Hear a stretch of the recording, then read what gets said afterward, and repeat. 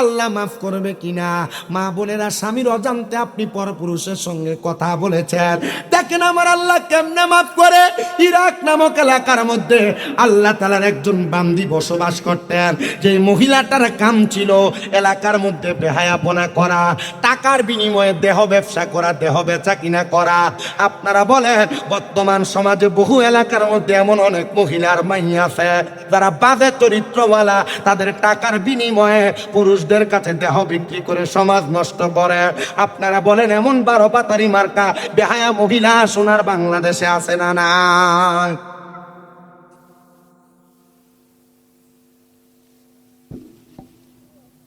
ইরাকের ওই মহিলার কাম ছিল দেহ ব্যবসা করা, পুরুষদের কাছে তার দেহ বিলিয়ে দিত টাকার বিনিময়ে। তো এলাকার বড় আলেম, এলাকার বড় মুহাদ্দিস, এলাকার বড় মুফতি, এলাকার বড় হুজুর, ওনার কাছে বিচার গেছে। হুজুর খবর কি জানেন? বলে কি খবর বাবা? হুজুর খবর হইল আমার এলাকার একটা মহিলা, তার দেহটা মহিলা এলাকার যুবকদের কাছে বিক্রি করে, যুবকরা নষ্ট হয়ে যাচ্ছে, চরিত্র নষ্ট হচ্ছে। হুজুর বলেন কি বলো? বলে হ্যাঁ হুজুর, টাকার বিনিময়ে, দেড়হামের বিনিময় ওই মহিলা তার দেহটাকে পুরুষদের কাছে বিলিয়ে দেয়, আর এলাকার সমাজ নষ্টের দিকে চলে যাচ্ছে। হুজুর বলে ঠিক আছে চলো, আজকে আমি ওই মহিলার কাস্টমার হওয়ার জন্য যাব। এলাকার আলেম মানুষ, মানুষ তো তারে ভালো বলবে না, বাজেই বলবে। হুজুর মানুষ যদি বেহায়া মহিলার ঘরের সামনে যায় ভালো কইব? খারাপ মহিলার বাড়ির সামনে গেলে ভালো কইব? হুজুর রওনা করলেন, মাথার মধ্যে একটা কাপড় লাগা দিয়া অপরিচিত বেশ। হুজুরের বক্ত তার সামনে হইয়া গেলেন।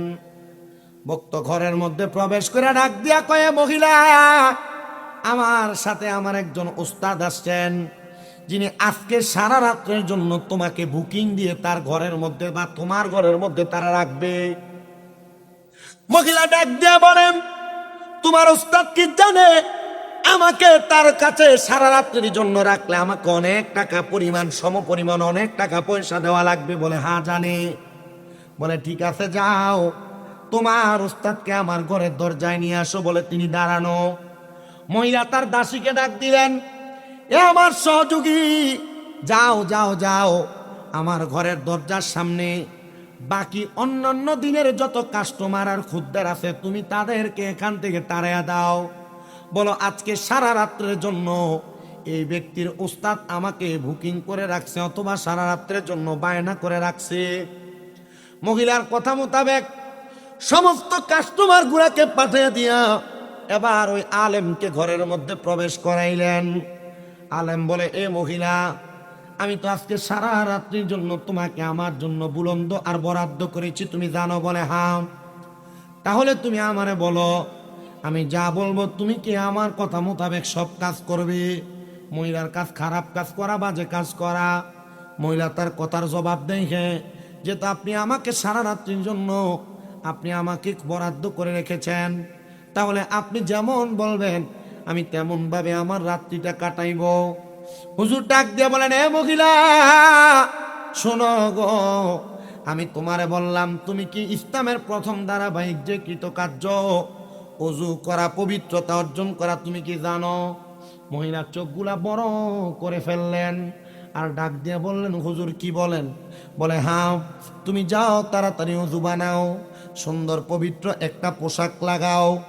মহিলা অবাক হইলেন না, অবাক হয়ে গেলেন, কিন্তু মহিলা চিন্তিত হইয়া হইয়া চিন্তা করতেছেন, অন্য পুরুষরা তাদের টাকার বিনিময়ে আমার দেহ ভোগ করে, কিন্তু এই আলেম আমার ঘরের মধ্যে আগমন করলেন, সে আমাকে সারা রাত্রির জন্য বরাদ্দ করে রাখছেন, বুকিং করে রাখছেন, কিন্তু আমি তো তাকে ওয়াদা করেছি সে আমার যেভাবে চাইবে আমাকে সেভাবে রাত্রি যাপন করাইতে পারবে। মহিলা ডাক দিয়া কয়, হুজুর আপনার কথা আমি মানতে শিরোধার্য। মহিলার সাথে সাথে চলে গেলেন ওযু করার জন্য। ওযু বানায়া এবার ওই আলেমের সামনে চলে আসলেন। আলেম ওনার ঘাট থেকে ওনার রুমালটা বের করে মহিলাকে বিছিয়ে দিলেন। এ মহিলা, তুমি কি তোমার জীবনে কোনোদিন নামাজ পড়েছ? ডাক দিয়া কয়, আমার জীবনের প্রথম শুরুর অংশে আমি নামাজ আদায় করেছি, যাও ওই নামাজের মুসল্লাতে দাঁড়াও, তারে আমার আল্লাহর কাছে 2 রাকাত নামাজ পড়ো, 2 রাকাত নামাজ আদায় করে আমার আল্লাহ তাআলারে প্রশ্ন করো, আল্লাহ গো আমি যে দুনিয়াতে এই কর্মগুলা করতেছি, আপনি কি আমার এই কর্মগুলা ক্ষমা করবেন কিনা, আপনি আমার এই কর্মগুলা মাফ করবেন কিনা। মহিলা বলেন আমি 2 রাকাত নামাজ আদায় করলাম হুজুরের কথা মোতাবেক, নামাজ আদায় কইরাম আমি আল্লাহর কাছে কাঁদতে লাগলাম, আল্লাহ আমি জীবনে অনেক বেহায়াপনা করেছি, জীবনে অনেক পাপ কাজ করেছি, আল্লাহ গো তুমি আমারে মাফ করবা কিনা আমি জানি না। হুজুর আবার ডাকতে কয়ে, মহিলা আমি তোমার আর একটা কথা শোনাই, তুমি যে অপকর্মগুলা করো তোমার মা কি জানে না, তোমার বাপ কি জানে না। হে মহিলা ডাক দিয়া কয়, জগতের মানুষ, আলেম সাহেব যখন তার জবান দিয়া মা বাবার কথা বললেন, আমার চোখগুলা আমি দইরা রাখতে পারি নাই, আমার চোখগুলা বায়া বায়া পানি পড়ে। হুজুর আমার জন্মের পরে আমি কোনোদিন আমার মারে দেখি নাই, আমি কোনোদিন আমার বাপরে দেখি নাই, কে আমার মা কে আমার বাবা আমি জানি না। হুজুর মা বাপ সারা সন্তান আমি, কোথায় থেকে আমার জন্ম কোত্থেকে আমি আসছি আমি জানি না, কিন্তু আপনি বলেন কেন আপনি এই কথা বলেন। হুজুর বলে, মা শোনো গো, কোন সন্তান যদি দুনিয়াতে কোনো অপকর্ম করে, তার মা বাবা যদি কবরে থাকে, ওই অপকর্মের জন্য আল্লাহ তাআলা মা বাপরে কবরে আযাব দেয়। রে বড় লক্ষ্মীপুরের আমার মুরব্বী বাবাজিরা, বড় লক্ষ্মীপুরের যুবক ভাই, বড় লক্ষ্মীপুরের আমার মা বোনেরা, এমন কোনো কাম তুমি কইরো না যে অপকর্মের কারণে তোমার আব্বা আম্মা কবরের আযাবে জ্বলবে। হে মুরব্বী বাবা, আজকে যে বড় লক্ষ্মীপুর দক্ষিণ পূর্ব পাড়া দুলা হাজি মিয়াজি বাড়ি গাউসিয়া সুন্নিয়া মসজিদ ইবতেদায়ী মাদ্রাসার মাহফিল হইতেছে, বিকাল থেকে এখন পর্যন্ত অনেক ছাত্ররা কোরআন তেলাওয়াত করছে, অনেক ছাত্ররা গজল গাইছে, তারা দোয়া করছে এলাকার বয়স্ক মুরব্বীদের জন্য, তারা দোয়া করছে এলাকার মৃত মানুষদের জন্য। তুমি এমন একটা সন্তান দুনিয়াতে রাইখা যাও, যে সন্তানটা তোমার মৃত্যুর পরে তোমার জন্য হাত তুলা তুলা দোয়া করবে। হায় রে, ওই মহিলার চোখের পানি ফালায়া ফালায়া কান্দে, হুজুর আমি জীবনে আমার মারে দেখি নাই, হুজুর জীবনে আমি আমার বাবারে দেখি নাই। হুজুর বলেন না গো, আমি যে অপকর্মের সাথে লিপ্ত আছি, আমার আল্লাহ বুঝি এই অপকর্মের কারণে আমার মারে আযাব দেয়, এই অপকর্মের কারণে আমার আব্বারে আযাব দেয়। হুজুর বলে, মাইয়া রে জাননি, তুমি যদি আল্লাহর কাছে কানতে পারো, তোমার জীবনে যত অপকর্ম করেছো সব অপকর্ম আমার আল্লাহ মাফ করে দিবে, আর তোমার দুয়ার বরকতে আমার আল্লাহ তাআলা তোমার মারে মাফ করে দিবে। আল্লাহর নবীর একটা হাদিস শরীফ আজকে জুমার নামাজে আমি বয়ান করেছি। হযরত আম্মা জান আয়েশা সিদ্দিকা রাদিয়াল্লাহু তাআলা আনহা থেকে হাদিস বর্ণিত, তিনি বলেন আমার নবীর কাছে একজন মহিলা আসলেন কান্না করতে করতে, ইয়া রাসূলুল্লাহ, ইয়া হাবিবাল্লাহ, নবী গো আমার মা অসুস্থ অবস্থায় মারা গেছে, আমার মা মারা যাওয়ার সময় জবানটা বন্ধ হয়ে গেছিল গো নবী, নবী গো আমার মনে হয় আমার মার যদি জবান থাকতো, আমার মা ইন্তেকালের আগে তার সম্পদ থেকে কোনো কিছু সদকা করে যাইতো। নবী গো আমার মা যে মারা গেছে, আমি কি আমার মায়ের পক্ষ থেকে কোনো কিছু সদকা করতে পারবো? আমার নবী কয়, হ্যাঁ তোমার মায়ের পক্ষ থেকে যদি তুমি সদকা করো, আল্লাহ তাআলা তোমার মারে মাফ করে দিবে। ওই মহিলার সাথে সাথে সে সদকা করার জন্য নিয়োগ করলো, ইয়া রাসূলুল্লাহ আমি আমার মায়ের নামের উপরে আল্লাহর রাস্তায় আমি সুন্দর করে একটা বড় একটা কূপ কাটাইলাম, কূপ আপনি সাক্ষী থাকেন নবী, আমি এই কুফটা আমার মায়ের জন্য আল্লাহর রাস্তায় দিয়া দিছি। আমার নবী বলেন আল্লাহ তোমার দান কবুল করো। ওই মহিলা পরের দিন কান্না করতে করতে আমার নবীর কাছে এসে ডাক দিয়া কই, নবী গো, আমি স্বপ্ন দেখছি আমার মা জান্নাতের মধ্যে একটা পাত্রের মধ্যে করে আনকমন একটা পানি পান করতেছে। আমি জিগাইলাম, মা আপনি যে পানিটা পান করতেছেন এটা কিসের পানি? আমার মা বলেছে, গো এ আমার কন্যা সন্তান, এটা হইল আমার আল্লাহ তাআলার পক্ষ থেকে দেওয়া সারাবান তাহুরা পবিত্র পানি। জিগাইলাম, মা এই পানি আপনি কেমনে পান করলেন আর পাইলেন কই? আমার মা আমারে জবাব দিতে, রে মা, তুমি যে আমি মারে মোহাব্বত করে একটা পানির কূপ তৈরি করে দিছ, আমার আল্লাহ তাআলা আমি মারে জান্নাতের ভিতরে এমন সুন্দর পানি ওইটার বদৌলতে দান করে দিছে। ওই বাজে মহিলা, দেহ ব্যবসায়ী মহিলা হুজুরকে বললেন, হুজুর তাইলে আমি আমার মার জন্য আর বাবার জন্য কান্না করি, দোয়া করব। বলে ঠিক আছে, সকাল হওয়ার আগ পর্যন্ত তুমি কান্না করো, 2 রাকাত নামাজ পড়বা, নামাজ পড়ে আল্লাহর কাছে কানবা। হুজুর হাজিরিন, আমারে মাহফিল কমিটি কোনো সাবজেক্ট দেয় নাই, তবুও একটা বিষয়, আমার 2টা বিষয় ইঙ্গিত দিছে। আমি চেষ্টা করব আমার এই বিষয়গুলোর উপর আমি কথা বলার জন্য। আচ্ছা আপনারা বলেন, আল্লাহ তাআলার এই সৃষ্টি জগতে যে আমরা বসবাস করি, বেঁচে আছি, এই সৃষ্টি জগতে আল্লাহ তাআলারকে আমরা এখনো পর্যন্ত থাকার জন্য কোনো টাকা দেই, ভাড়া দেই? আপনাদের না বলতে কষ্ট হয়। ভাড়া দেই, টাকা দেই, বেতন দেই। আচ্ছা যদি আপনি এখান থেকে বরুড়া বাজার যান, একটা দোকান নেন অথবা একটা ফ্ল্যাট বাড়ি ভাড়া নেন, মিনিমাম ভাড়া লাগবনি। কিন্তু আমরা যারা এই জান্নাতের বাগান মাহফিলে বসলাম, সবাই সাক্ষী দিলাম, আমরা আমার আল্লাহকে কোনো ভাড়া দেই না, আমরা আমার আল্লাহরে কোনো বেতন দেই না, কোনো উপঢৌকন দেই না। আল্লাহ আপনি তাহলে কেন আমাদেরকে এই জগতের মধ্যে চলার জন্য এত সুন্দর অবয়ব দিলেন, দেহ দিলেন? ও আল্লাহ, আপনি কেন আমাদেরকে সুন্দর করে প্রতি ওয়াক্তের খাবার খাওয়ান? আল্লাহ কেন আপনি আমাদেরকে কঠিন বিপদ মুসিবত থেকে উদ্ধার করাইলেন? আমরা তো জানতে বড় ইচ্ছা হয়। এই কথাটার জবাবটা আমার নবীদের প্রখ্যাত সাহাবী হযরতে আনাস ইবনে মালিক রাদিয়াল্লাহু তাআলা আনহু নিতেছেন।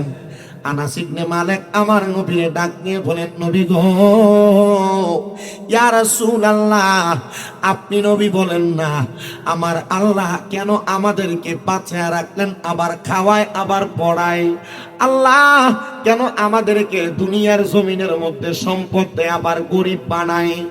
আমার নবী ডাক দিয়া কই, ইয়া আনাস ইবনে মালিক, শুনো, আমার আল্লাহ তাআলা তো আল্লাহর বান্দাদেরকে আল্লাহ তাআলার ইবাদতের জন্য দুনিয়াতে পাঠাইছেন, কিন্তু এই বান্দাটা আমার আল্লাহর ইবাদত করে না, আল্লাহর ইবাদত থেকে দূরে আছে। নাফরমানি করতে করতে এই বান্দাটা নিজেকে অনেক বড় মনে করে, নিজেকে অনেক অহংকারী মনে করে। এই বড় এবং অহংকারী মনে করার কারণে আমার আল্লাহ কিন্তু আমাদেরকে আযাব গজব দিচ্ছে না।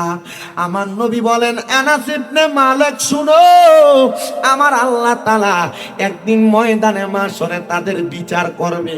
যখন বিচার করবে, তারা ওই বিচারের সম্মুখীন হওয়ার সাথে সাথে আমার আল্লাহর কাছে তারা লজ্জিত হয়ে যাবে, মাথা তুলে তাকাইতে পারবে না, মাথা তুলে আমার আল্লাহর সামনে কথা বলতে পারবে না। আমার আল্লাহ গফফার, আমার আল্লাহ রহিমুর রহমান, ওই আল্লাহর সামনে যখন মাথা তুলবে না, এবার অন্যান্য হাসরের ময়দানবাসীরা আল্লাহর আল্লাহরে জিজ্ঞাসা করবে, আল্লাহ তারা কারা গো যারা মাথাটারে নিচা করে রাখছে, যাদের চেহারার দিকে তাকানো যায় না। আমার আল্লাহ তখন বলবে ওই মানুষগুলা হলো নাফরমান না শুকরিয়া আদায়কারী। ও আল্লাহ, আমরা তো নাফরমান না শুকরিয়া আদায়কারী হতে চাই না, আমরা তোমার শুকরিয়া আদায় কইরা কইরা আমরা তোমার পথ মতে চলতে চাই।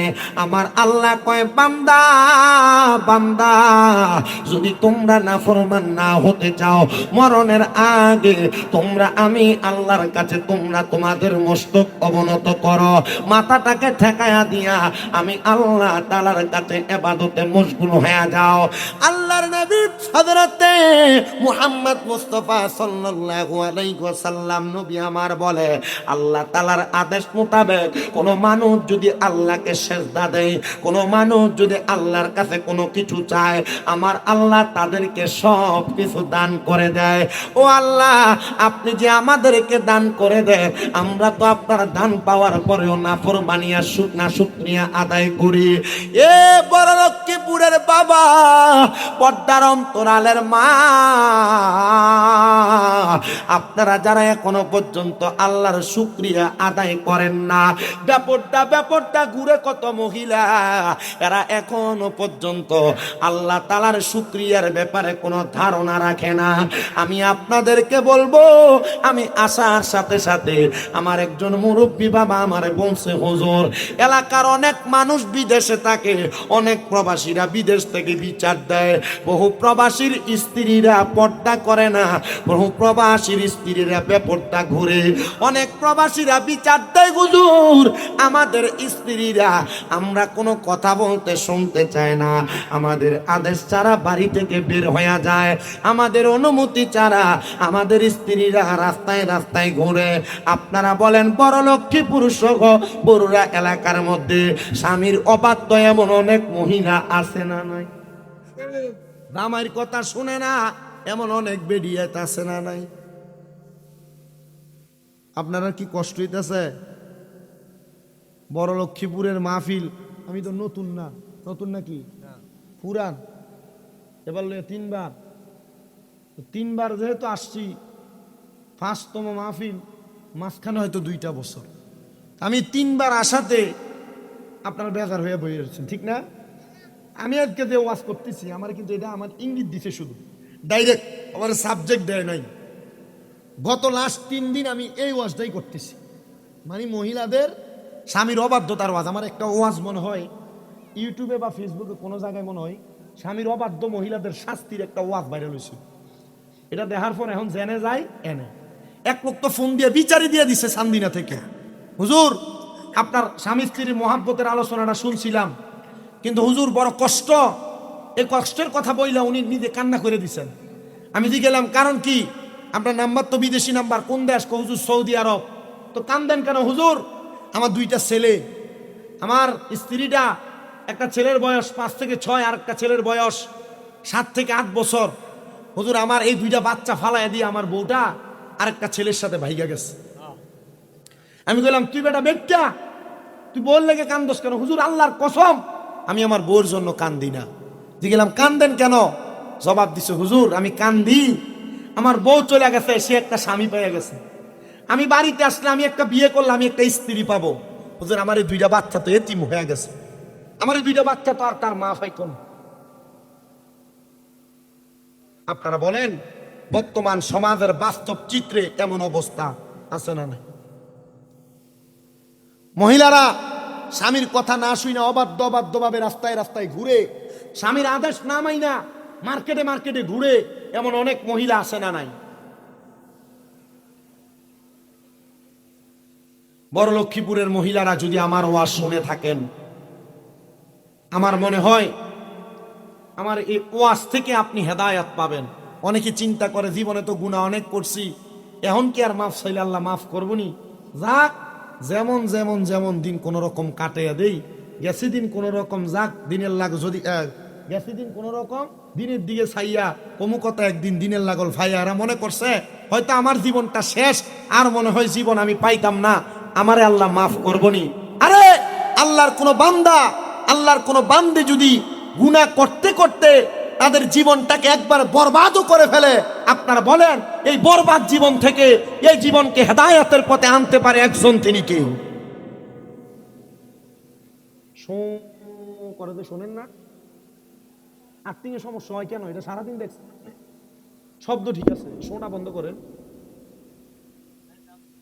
এরা কিন্তু আপনারা লাগে কিন্তু এটা আর আগে চিনি তারা এমআইকে সিনিয়র এই লক্ষ্মীপুর মাহফিল করে ধরে আজকে পাইছি সাউন্ড ভালো। এর আগে যত বানাচ্ছে সব ধ্বজভঙ্গমাই, খুব কষ্ট হয়েছে। আজকে ভালো আছে, এটা এটা ঠিক করে এলাম। আপনারা বলেন আমাদেরকে বাঁচাইতে পারে একজন, তিনি কে? হেদায়েত দিতে পারে একজন, তিনি কে? ওই আল্লাহকে আল্লাহ বলে ডাক দিতে আপনাদের কষ্ট হচ্ছে, মহাব্বতে বলেন আল্লাহ। আমি আমার মা বোনদেরকে বলবো, যে মহিলারা স্বামীর কথা শুনেন না, স্বামীর আদেশ মানেন না, আল্লাহর নবী রাহমাতুল লিল আলামিন নবী বলতেছেন, উম্মতের মহিলারা, একটা মহিলা কখনো তার স্বামীর আদেশ ছাড়া তার বাবার বাড়িতেও যাবে না, তার বাবার বাড়িতেও যাইতে পারবে না। আর পরুর এলাকার বহু মহিলারা স্বামীর অনুমতি দূরের কথা, স্বামী সকালে ঘুমে থাকতে বরুড়া বাজার পুরাটা ঘুরে চলে আসে, স্বামীর অনুমতির দরকারও লাগে না। কথা কন্যা ঠিক কিনা? এ বন্ধু, এ পর্দার অন্তরালের মা, আপনারা যারা আপনাদের স্বামীর অনুমতি নেন না, আমি আপনাদেরকে বলবো, স্বামীর অনুমতি যেই মহিলা নেয় না, স্বামীর আদেশ যে মহিলা মানে না, ওই মহিলা দোজখী, ওই মহিলা জাহান্নামী। যদি আপনারা জান্নাতে যাইতে চান, আপনারা এমন কর্মকাণ্ড থেকে দূরে থাকার চেষ্টা করবেন। আর জীবনে যতবার আপনারা স্বামীর আদেশ অমান্য করেছেন, এখন থেকে আল্লাহর কাছে ক্ষমা চান, আল্লাহ তাআলা আপনাদেরকে ক্ষমা করে দিবে। কিন্তু শুধু মহিলাদেরকে দোষ দিলে চলবে না, আমরা পুরুষ মানুষেরও মাঝে মাঝে একটু দোষ আছে। হুজুর কেমন দোষ? আমরা মাঝে মাঝে আমাদের স্ত্রীদেরকে গালমন্দ করি, বাজে ভাষায় ব্যবহার করি, স্ত্রীদেরকে তাদের মা বাবার নাম তুলে তুলে গালি দেয়। না না না, ও আমার সিং, এই বড় লক্ষ্মীপুর এলাকার বাবারা, কোনদিন স্ত্রীকে তার মা বাবার নাম তুলে গালি দিবেন না, কোনদিন স্ত্রীকে তার গালের মধ্যে আঘাত করবেন না। আমার নবী কয়, এ দুনিয়ার পুরুষের দলেরা, তোমরা তোমাদের স্ত্রীদের গালে থাপ্পড় দিও না, গালে আঘাত করো না। নবী গো, কেন গো? আমার নবী কয়, এই মহিলা তোমার স্ত্রী তোমার কাছে সাময়িক সময়ের মেহমান, তোমরা তোমাদের স্ত্রীদেরকে মোহাব্বত করো। নবী আমার বলে, শুধু তাই নয়, তাই নয়, তোমরা যারা তোমাদের স্ত্রীদেরকে গালি দাও, তোমরা তোমাদের স্ত্রীদের মা বাবার নাম তুলে গালি দিবা না। নবী গো, কেন কেন কেন গো? আমার নবী বলেন, কারণ আমি নবী হইলাম মহিলাদের বাবা। যদি তুমি তোমার স্ত্রীকে গালি দাও, তাহলে গালি যাইয়া রহমাতুল লিল আলামিন নবীর উপরে পইরা যায়। এই জন্য স্ত্রীকে গালি দেওয়া ভালো বিষয় না, স্ত্রীকে মারা ভালো বিষয় না। আর আমি আমার মা বোনদেরকে বলবো, আপনার স্বামীর সাথে আপনার ঝগড়া হয়, আপনার দ্বন্দ্ব হয়, আপনার ফাসাদ হয়, কিন্তু আপনি এই কথা শুই না গালি গালাজ আর দ্বন্দ্ব কইরা ঝগড়া কইরা কখনো বাপের বাড়িতে চলে যাবেন না। কারণ কি শুনেন গো বাবা, আমার নবীজি রাহমাতুল লিল আলামিন নবী জানায়া দেয়, আমার উম্মতের মহিলাদের মধ্যে যদি তাদের স্বামীর সঙ্গে ঝগড়া হয়, যদি তাদের স্বামীর সঙ্গে দ্বন্দ্ব হয়, যদিও সারাদিন তারা ঝগড়া আর দ্বন্দ্ব নিয়ে থাকে গো, তারা যেন দিনের বেলার পরে রাত্রে যখন আসে, তারা যেন স্বামী স্ত্রী একসাথে হইয়া একটা বালিশের মধ্যে ঘুমায়। সুবহানাল্লাহ, জোরে কইলেন না?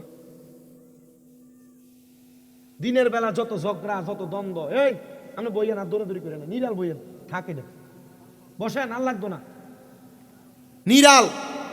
যদি হাজার দ্বন্দ্ব হয় সকাল থেকে সন্ধ্যা পর্যন্ত জামাই বউর মাঝে, নবী কি কয়? রাত্রবেলা বালিশ কয়টা? কথা কয় না, বালিশ কয়টা?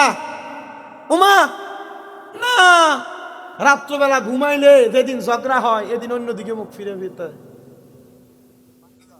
আপনি কথা কন না কেন? রাত্রবেলা ঝগড়া যদি দিনের বেলা হয়, মাঝখানে কোল বালিশ চলে আসে। আগে বাচ্চা খাটের এক সাইডে ঘুমাইতো, আর যেদিন ঝগড়া হয় এদিন বাচ্চা মাঝখানে চলে আসে। আপনারা কথা বলেন না কেন? আছে না নাই? অনেকে চিন্তা করে, হুজুর এটা আমাদের গোপন বিষয়, এই বিষয়গুলো বলার না। আরে না, কোনো মহিলা যদি তার স্বামীকে খুশি না করে ঘুমায়, স্বামীকে খুশি না করে ঘুমায়, তাহলে আল্লাহ তাআলার দুইজন ফেরেশতা সে ঘুম থেকে জাগ্রত হওয়ার আগ পর্যন্ত তার সামনে দাঁড়ায়া দাঁড়ায়া ওই মহিলাকে লানত দেয়। নাউজুবিল্লাহ বললেন না? কোন স্বামী তার স্ত্রীকে বিছানায় চাইলো, আর কোন মহিলা যদি তার স্বামীকে খুশি করলো না, নবী বলে দুইটা ফেরেশতা ওই মহিলাকে রাত্রবেলা লানত দেয়। আল্লাহর নবী বলেন, কোন মহিলা তাদের চুলার মধ্যে ভাত রান্না করতেছে, তার ভাতগুলা আগুনের মধ্যে জাল হওয়ার কারণে যদি উপর থেকে উতরে উতরে ভাতগুলা পড়ে যায়, এমন টাইমে যদি কোনো মহিলাকে তার স্বামী তাকে তার আনন্দ এবং তার সজ্জার মধ্যে ডাক দেয়, ওই মহিলা ভাতকে চুলার মধ্যে ফালাইয়া রাইখা তার স্বামীর ডাকে সাড়া দেওয়া ওই মহিলার জন্য ওয়াজিব। মা বোনেরা যারা স্বামীর অবাধ্য হয়েছেন, স্বামীর কথা শুনেন নাই, স্বামীর মনে কষ্ট দিয়েছেন, স্বামীকে তুই টুকারি করে শব্দ করেছেন, মা বোনেরা যারা স্বামী শাসন করার পরে রাগ দেখে বাবার বাড়িতে চলে গেছেন, আর আপনারা যারা মেয়ের বাবা আছেন, আপনারা আপনার মেয়ে স্বামীর বাড়ি থেকে ঝগড়া করে আসার পর বলছেন ঠিক আছে, তার এলাকার মেম্বার চেয়ারম্যানরা ডাকে তার বিচার করবো, প্রয়োজনে নারী শিশু কোটে একটা মামলা দিয়ে তার জেলের ভাত খাওয়াবো। আল্লাহর নবী কিন্তু এমন কাজ করেন নাই। নবীও কিন্তু একটা না দুইটা না তিনটা মাইয়া বিয়া দিছিল। নবীজির দুইটা কন্যা বিবাহ করেছিলেন। হযরতে ওসমান বিন নুরাইন রাদিয়াল্লাহু তাআলা আনহু। নবীজির আরেকটা মাইয়া কন্যা বিয়া করেছিলেন হযরতে আলী রাদিয়াল্লাহু তাআলা আনহু। একদিন মা ফাতেমাতুজ জাহরা রাদিয়াল্লাহু তাআলা আনহা কান্না করতে করতে আমার নবীজির দরবারে চলে আসছে।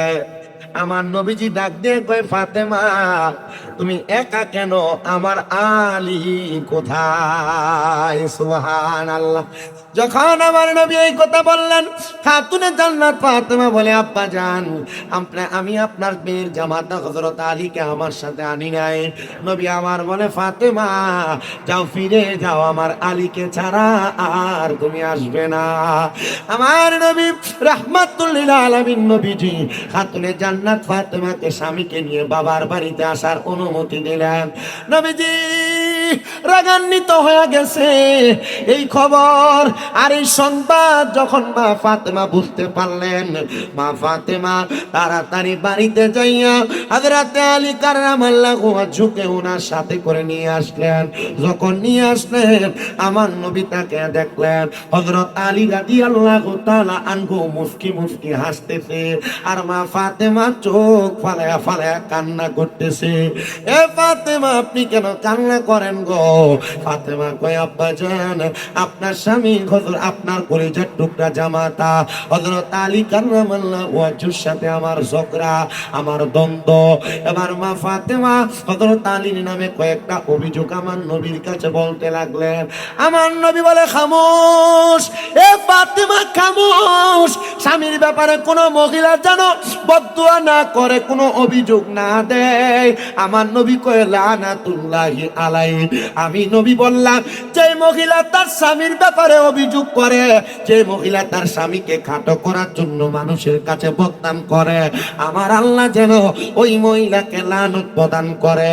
মা ফাতেমা চুপ হয়ে গেলেন, মা ফাতেমা চুপ হয়ে গেলেন, আর বুঝতে পারলেন স্ত্রীর মুখে স্বামীকে লানত দেওয়া এটা মানায় না নবীর কথা। এই জন্য তো মা ফাতেমার এত দাম, যে মহিলারা স্বামীরে কষ্ট দিবে না, যে মহিলারা স্বামীকে গালি দিবে না, স্বামীকে বদদুয়া দিবে না, মন্দ কথা বলবে না, ওই মহিলারা মা ফাতেমার সাথে জান্নাতে থাকবে। আরে এক নামে তোমার ফাতেমা, আরে কে নাম বতুল বলেন, এক নামে তোমার ফাতেমা, আরেক নাম বোতল তুমি নুরানি পুতুল গো মাগো জান্নাতি বুলবুল তুমি নুরানি পুতুল গো মাগো জান্নাতি বুলবুল। বলেন এক নামে তোমার ফাতেমা, আরেক নাম বোতল, বলেন এক নাম তোমার আরেক নাম বোতল তুমি জান্নাতি বুলবুল মাগো নুরানি ফুতুল তুমি জান্নাতি বুলবুল মাগো নুরানি ফুতুল তুমি আহা লে বায়াত মাগো আহা লে বায়াত তোমার জন্য নাজিল হলো কোরআনের আয়াত তুমি আহা লে বায়াত মাগো আহা লে বায়াত তোমার জন্য তোমাদের জন্য কোরআনের আয়াত তুমি তোমরা সবাই মিলে নবী বাগের ফুল। বলেন তুমি তোমরা সবাই মিলে নবী বাগের ফুল তুমি জান্নাতি বুলবুল মাগো নুরানি ফুতুল তুমি জান্নাতি বুলবুল মাগো নুরানি ফুতুল। বলেন এক নামে তোমার ফাতেমা, আরেক নাম বোতল, বলেন এক নাম তোমার আরেক নাম বোতল তুমি নুরানি পুতুল গো মাগো জান্নাতি বুলবুল তুমি নুরানি পুতুল মাগো জান্নাতি বুলবুল। জোরে কি আল্লাহু আকবার বলবেন না? তাহলে কোনো মহিলা যদি স্বামীর ব্যাপারে অভিযোগ দেয়, আপনারা কি কথা বুঝতেছেন আমার? কোনো মহিলা যদি স্বামীর ব্যাপারে কোনো অভিযোগ দেয়, বিচার দেয়, মন্দ কথা বলে, এই মহিলাকে লানত দেয় কি? আল্লাহ। আজকে আপনাদের কাছে ওয়াজটা কি একটা কমন ফইরা গেছে। আপনারা চিন্তা করতেছেন হুজুর আজকে বাজ্যে বউরে কম যাবো যে আজকে ওয়াজ হইনাইছি আর আজকে পুরা ওয়াজ তোমরার বিরুদ্ধেই গেছে। কথা কই না, ঠিক না?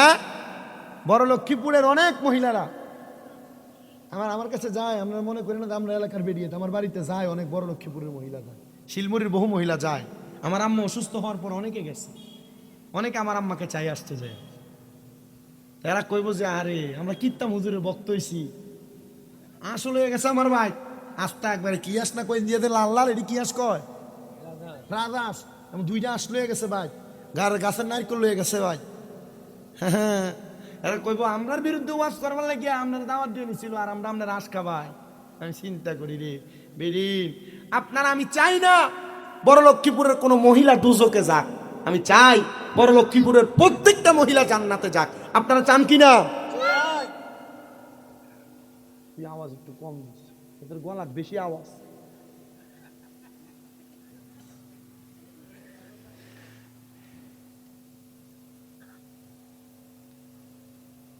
তো যে মহিলারা তাদের স্বামীকে কষ্ট দেয়, স্বামীর ব্যাপারে বিচার দেয়, স্বামীরে আঘাত দেয়, স্বামীর মনে কষ্ট দেয়, স্বামীরে বদদোয়া দেয়, স্বামীরে লানত দেয়, ওই মহিলার লানত দেয় কে?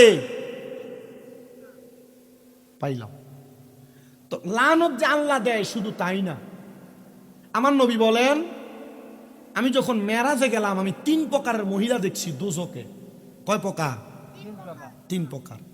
এর মধ্যে 1 প্রকার মহিলা দেখছি যার জিহ্বাটার ভিতরে গরম লোহার রড লাগে, আগুনে সেক দেওয়া হইতাছে। ইয়া রাসূলুল্লাহ, তারা কারা? নবী কয় এটা হলো ওই মহিলা যে মহিলারা তাদের স্বামীকে আর সন্তানকে লানত দেয়, গজব দেয়। আছে না এলাকা দেখবেন বহুত মহিলা খোদার কাটা কথা শুনে না, আল্লাহর গজবও ফরে না তার উপরে।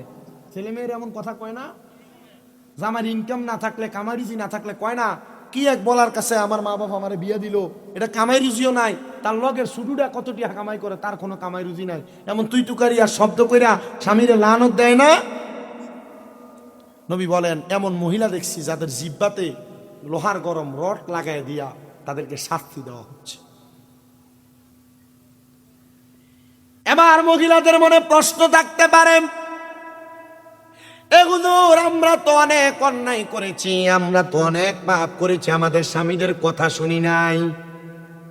মা বোনদের কাছে বলবো এ বড় বড় লক্ষ্মীপুর এলাকার আমার আম্মাজিরা, আপনারা জানেননি গো মা, আমার আল্লাহ যদি আল্লাহর পরে কাউকে সাজদা করতে বলতেন, তাহলে কোন নারীকে বলতেন তার পায়ে, স্বামীর পায়ে সাজদা করার জন্য। স্বামীর এত দাম, স্বামীর এত সম্মান, স্বামীর এত তাজিম। গত পরশু দিনের কথা, দুবাই থেকে এক বেটা ফোন দিছে, এই ওয়াজ শুইনা কয়, হুজুর আমার স্ত্রী আমার লগে বড় ঘাট তেরা কইরা কইরা কথা কইতো, হুজুর আপনার এই ওয়াজটা ফাটানোর পরে আমার বউ এখন আমার আমনে আমনে কইরা কত সুন্দর কইরা কথা কয়। হুজুর বিকাশ নাম্বারটা যদি দিতেন 5,000 টাকা বাড়াইতাম আপনার লাগিয়া। আমি কই দেখছো নি রে, বেটার মনে কত কষ্ট ছিল, বেডি তার কথা শুনতো না, আর এ ওয়াজ শুনে এখন বেডি সুন্দর করে করে কথা কয়। আমি তো জানি আমার টাকা লাগতো না রে বেটা, যা তোরে ওয়াজ শুনে তোমার বেটি তোমার কথা শোনার কারণে আল্লাহ যখন তোমাদেরকে জান্নাতি বানাইবো, আল্লাহ আমারেও জান্নাতে নিব। আল্লাহ যদি দুনিয়াতে আল্লাহর পরে কাউকে সাজদা করতে বলতেন, তাহলে আমার আল্লাহ তাআলা একটা মহিলাকে বলতেন তার স্বামীর পায়ে সাজদা দেওয়ার জন্য। এ বড় লক্ষ্মীপুর এলাকার আমার মা, আপনারা আজকে থেকে ওয়াদা করবেন গো মা, যদি স্বামীর মনে কষ্ট দিয়ে থাকেন, স্বামীর মনে আঘাত দিয়ে থাকেন, তাহলে আজকে রাত্রবেলা আপনারা আপনাদের স্বামীর পায়ে ধরবেন, মাপ চাইবেন আর চোখের পানিগুলা ফালাইয়া দিবেন। মনে রাখবেন, একটা পুরুষ মানুষ কখনো নারীর চোখের কান্নার পানি দেখে সহ্য করে থাকতে পারে না। পুরুষ সব সময় নারীর চোখের পানির কাছে দুর্বল থাকে। এই জন্য আমার মা, আপনি যখন কান্না করে স্বামীর কাছে মাপ চাইবেন, আর আমার আল্লাহরেও বলবেন, আল্লাহ গো আপনি আমারে মাফ করে দেন, আপনি আমারে ক্ষমা করে দেন। আপনারা বলেন আমার আল্লাহ তাআলা ক্ষমা করতে পারে কি পারে না? তুমি রহমান, তুমি মেহেরবান, বলেন তুমি রহমান, তুমি মেহেরবান। অন্ধ গাহে না শুধু তোমারই গুণগান, বলেও বলে না অবসান। তুমি রহমান, তুমি মেহেরবান। জনম জনম যদি গাই তোমার মহিমা গাওয়া শেষ হবে নাহি। দয়া করো মায়া করো, বলেন দয়া করো মায়া করো, ওগো রহমান। তুমি রহমান, তুমি মেহেরবান। অন্ধ গায়ে না শুধু তোমারই গুণগান, বলেও বলে না তবসান।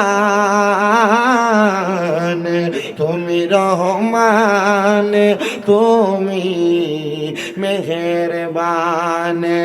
কখনো তোমাকে যদি বলি হেদায়াতের আলো দিয়ে নিও কাছে তুলি, দয়া করে ঠাই দিও, দয়া করে ঠাই দিও, ও গো দয়াময়। তুমি রহমান, তুমি মেহেরবান। একটা জবানও বন্ধ রাখবেন না, জবান খুলে জোরে জোরে পড়েন আল্লাহু আকবার। আল্লাহ মাফ করবে কিনা? মা বোনেরা, স্বামীর অজান্তে আপনি পরপুরুষের সঙ্গে কথা বলেছেন, দেখেন আমার আল্লাহ কেমনে মাফ করে।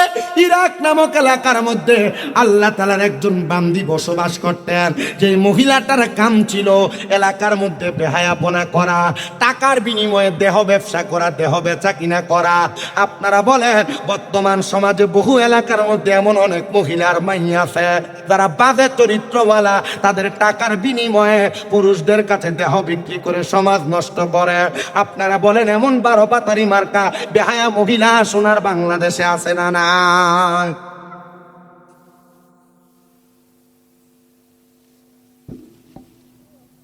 ইরাকের ওই মহিলার কাম ছিল দেহ ব্যবসা করা। পুরুষদের কাছে তার দেহ বিলিয়ে দিত টাকার বিনিময়ে। তো এলাকার বড় আলেম, এলাকার বড় মুহাদ্দিস, এলাকার বড় মুফতি, এলাকার বড় হুজুর, ওনার কাছে বিচার গেছে। হুজুর খবর কি জানেন? বলে কি খবর বাবা? হুজুর খবর হইল আমার এলাকার একটা মহিলা, তার দেহটা মহিলা এলাকার যুবকদের কাছে বিক্রি করে, যুবকরা নষ্ট হয়ে যাচ্ছে, চরিত্র নষ্ট হচ্ছে। হুজুর বলেন কি বলো? বলে হ্যাঁ হুজুর, টাকার বিনিময়ে, দেড়হামের বিনিময় ওই মহিলা তার দেহটাকে পুরুষদের কাছে বিলিয়ে দেয়, আর এলাকার সমাজ নষ্টের দিকে চলে যাচ্ছে। হুজুর বলে ঠিক আছে চলো, আজকে আমি ওই মহিলার কাস্টমার হওয়ার জন্য যাব। এলাকার আলেম মানুষ, মানুষ তো তারে ভালো বলবে না, বাজেই বলবে। হুজুর মানুষ যদি বেহায়া মহিলার ঘরের সামনে যায় ভালো কইব? খারাপ মহিলার বাড়ির সামনে গেলে ভালো কইব? হুজুর রওনা করলেন, মাথার মধ্যে একটা কাপড় লাগা দিয়া অপরিচিত বেশ। হুজুরের ভক্ত তার সামনে হইয়া গেলেন। ভক্ত ঘরের মধ্যে প্রবেশ করে ডাক দিয়া কয়ে, মহিলা আমার সাথে আমার একজন উস্তাদ আসছেন, যিনি আজকে সারা রাত্রের জন্য তোমাকে বুকিং দিয়ে তার ঘরের মধ্যে বা তোমার ঘরের মধ্যে তারা রাখবে।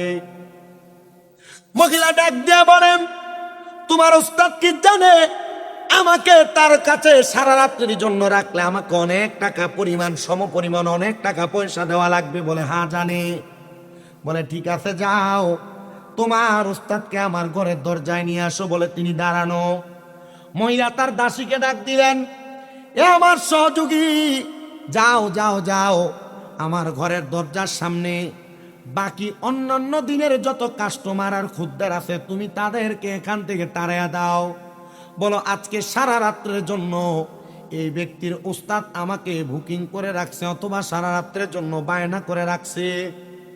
মহিলার কথা মোতাবেক সমস্ত কাস্টমার গুলাকে পাঠিয়ে দিয়া এবার ওই আলেমকে ঘরের মধ্যে প্রবেশ করাইলেন। আলেম বলে, এ মহিলা, আমি তো আজকে সারা রাত্রির জন্য তোমাকে আমার জন্য বুলন্দ আর বরাদ্দ করেছি, তুমি জানো? বলে হ্যাঁ। তাহলে তুমি আমারে বলো, আমি যা বলবো তুমি কি আমার কথা মোতাবেক সব কাজ করবে? মহিলার কাজ খারাপ কাজ করা, বাজে কাজ করা।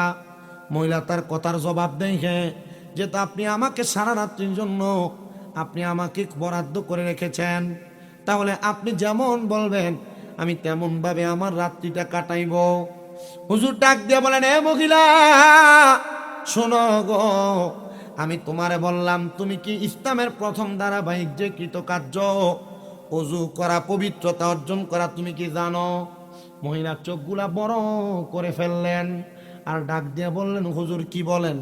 বলে হ্যাঁ, তুমি যাও তাড়াতাড়ি ওযু বানাও, সুন্দর পবিত্র একটা পোশাক লাগাও। মহিলা অবাক হইলেন না, অবাক হয়ে গেলেন, কিন্তু মহিলা চিন্তিত হইয়া হইয়া চিন্তা করতেছেন, অন্য পুরুষরা তাদের টাকার বিনিময়ে আমার দেহ ভোগ করে, কিন্তু এই আলেম আমার ঘরের মধ্যে আগমন করলেন, সে আমাকে সারা রাত্রির জন্য বরাদ্দ করে রাখছেন, বুকিং করে রাখছেন, কিন্তু আমি তো তাকে ওয়াদা করেছি সে আমার যেভাবে চাইবে আমাকে সেভাবে রাত্রি যাপন করাইতে পারবে। মহিলা ডাক দিয়ে কয়, হুজুর আপনার কথা আমি মানতে শিরোধার্য। মহিলার সাথে সাথে চলে গেলেন ওযু করার জন্য। ওযু বানায়া এবার ওই আলেমের সামনে চলে আসলেন। আলেম ওনার ঘাট থেকে ওনার রুমালটা বের করে মহিলাকে বিছিয়ে দিলেন। এ মহিলা, তুমি কি তোমার জীবনে কোনোদিন নামাজ পড়েছ? ডাক দিয়া কয়, আমার জীবনের প্রথম শুরুর অংশে আমি নামাজ আদায় করেছি। যাও ওই নামাজের মুসল্লাতে দাঁড়াও, দাঁড়ায় আমার আল্লাহর কাছে 2 রাকাত নামাজ পড়ো, 2 রাকাত নামাজ আদায় করে আমার আল্লাহ তাআলারে প্রশ্ন করো, আল্লাহ গো, আমি যে দুনিয়াতে এই কর্মগুলা করতেছি আপনি কি আমার এই কর্মগুলা ক্ষমা করবেন কিনা? আপনি আমার এই কর্মগুলা মাফ করবেন কিনা? মহিলা বলেন, আমি 2 রাকাত নামাজ আদায় করলাম হুজুরের কথা মোতাবেক। নামাজ আদায় কইরাম আমি আল্লাহর কাছে কাঁদতে লাগলাম, আল্লাহ আমি জীবনে অনেক বেহায়াপনা করেছি, জীবনে অনেক পাপ কাজ করেছি, আল্লাহ গো তুমি আমারে মাফ করবা কিনা আমি জানি না। হুজুর আবার ডাকতে কয়ে, মহিলা আমি তোমার আর একটা কথা শোনাই, তুমি যে অপকর্মগুলা করো তোমার মা কি জানে না, তোমার বাপ কি জানে না? হে মহিলা ডাক দিয়া কয়, জগতের মানুষ, আলেম সাহেব যখন তার জবান দিয়া মা বাবার কথা বললেন, আমার চোখগুলা আমি দইরা রাখতে পারি নাই, আমার চোখগুলা বায়া বায়া পানি পড়ে। হুজুর, আমার জন্মের পরে আমি কোনোদিন আমার মারে দেখি নাই, আমি কোনোদিন আমার বাপরে দেখি নাই, কে আমার মা কে আমার বাবা আমি জানি না। হুজুর, মা বাপ সারা সন্তান আমি, কোথায় থেকে আমার জন্ম কোত্থেকে আমি আসছি আমি জানি না, কিন্তু আপনি বলেন কেন আপনি এই কথা বলেন? হুজুর বলে, মা শোনো গো, কোন সন্তান যদি দুনিয়াতে কোনো অপকর্ম করে, তার মা বাবা যদি কবরে থাকে, ওই অপকর্মের জন্য আল্লাহ তারা মা বাপরে কবরে আযাব দেয়। এরে বড় লক্ষ্মীপুরের আমার মুরব্বী বাবাজিরা, বড় লক্ষ্মীপুরের যুবক ভাই, বড় লক্ষ্মীপুরের আমার মা বোনেরা, এমন কোনো কাম তুমি কইরো না যে অপকর্মের কারণে তোমার আব্বা আম্মা কবরের আযাবে জ্বলবে। হে মুরব্বী বাবা, আজকে যে বড় লক্ষ্মীপুর দক্ষিণ পূর্ব পাড়া দুলা হাজি মিয়াজি বাড়ি গাউসিয়া সুন্নিয়া মসজিদ ইফতেদায়ী মাদ্রাসার মাহফিল হইতেছে, বিকাল থেকে এখন পর্যন্ত অনেক ছাত্ররা কোরআন তেলাওয়াত করছে, অনেক ছাত্ররা গজল গাইছে, তারা দোয়া করছে এলাকার বয়স্ক মুরব্বীদের জন্য, তারা দোয়া করছে এলাকার মৃত মানুষদের জন্য। তুমি এমন একটা সন্তান দুনিয়াতে রাইখা যাও, যে সন্তানটা তোমার মৃত্যুর পরে তোমার জন্য হাত তুলা তুলা দোয়া করবে। হায় রে, ওই মহিলার চোখের পানি ফালায়া ফালায়া কান্দে, হুজুর আমি জীবনে আমার মারে দেখি নাই, হুজুর জীবনে আমি আমার বাবারে দেখি নাই। হুজুর বলেন না গো, আমি যে অপকর্মের সাথে লিপ্ত আছি, আমার আল্লাহ বুঝি এই অপকর্মের কারণে আমার মারে আযাব দেয়, এই অপকর্মের কারণে আমার আব্বারে আযাব দেয়।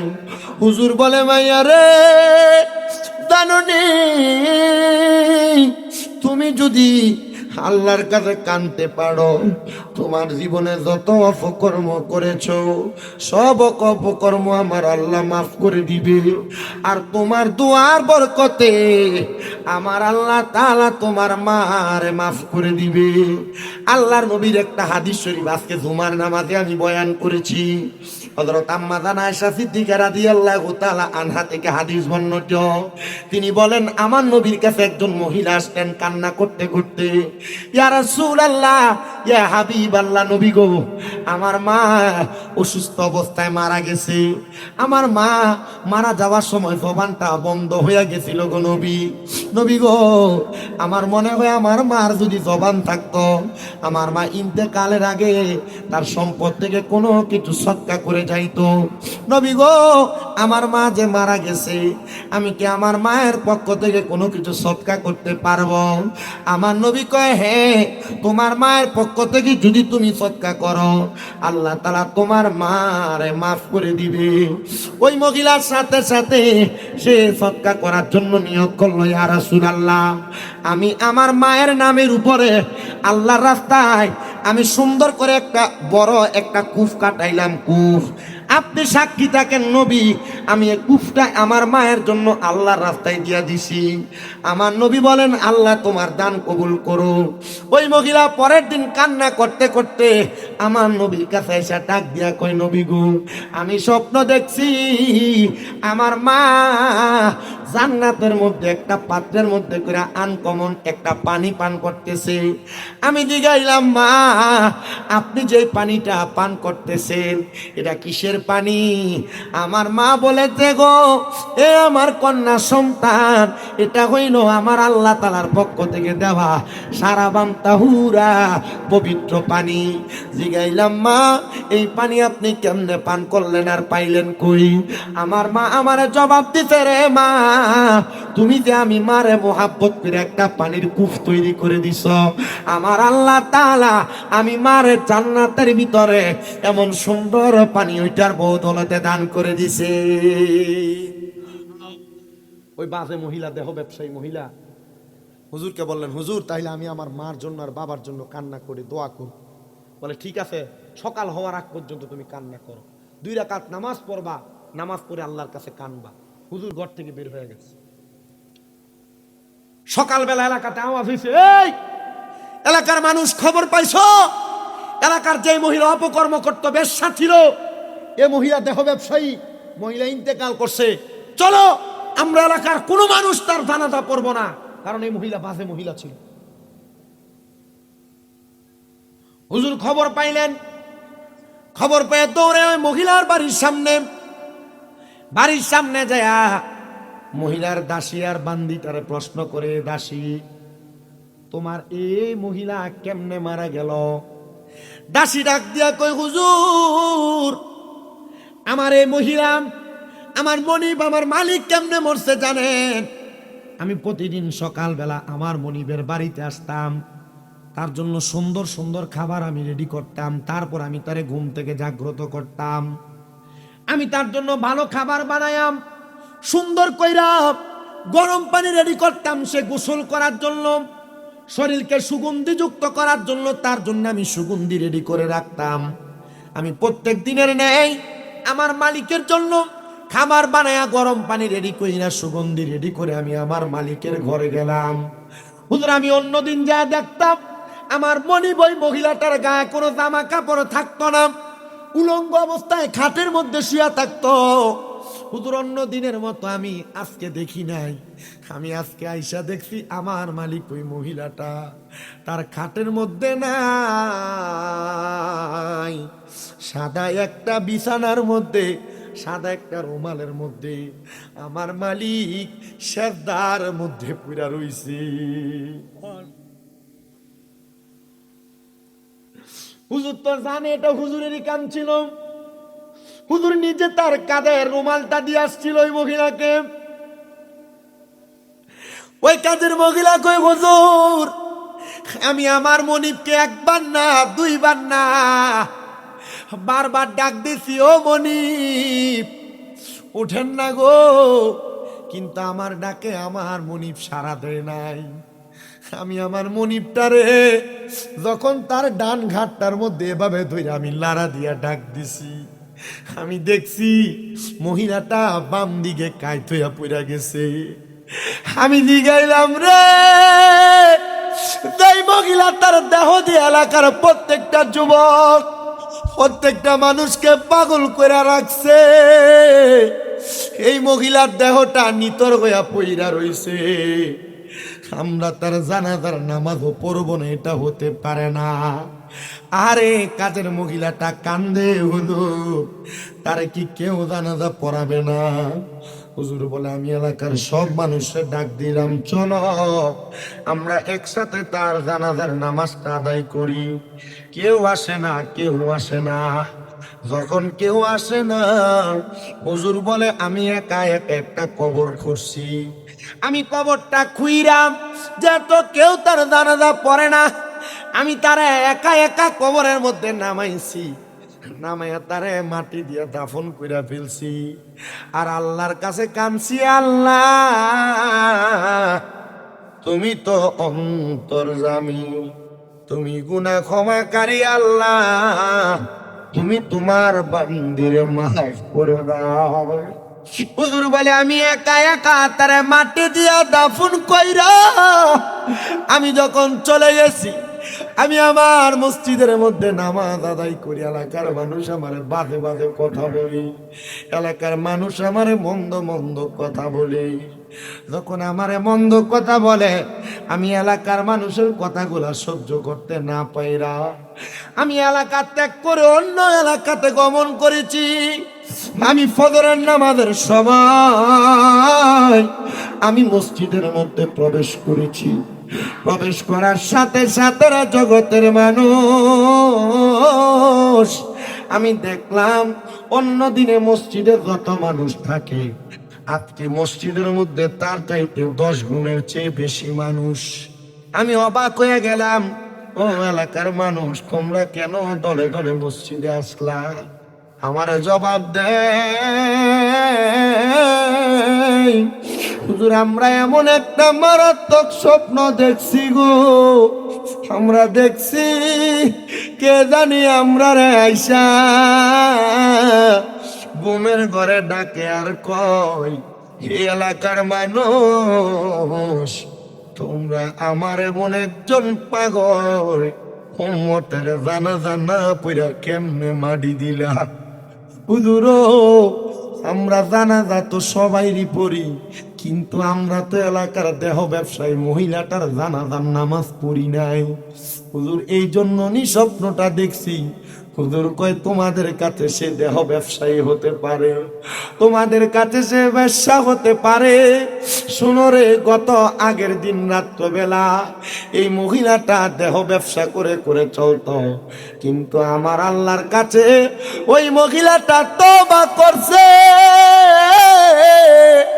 তওবা করার পরে সেজদার ভিতরে মরছে। যারে জগতের মানুষ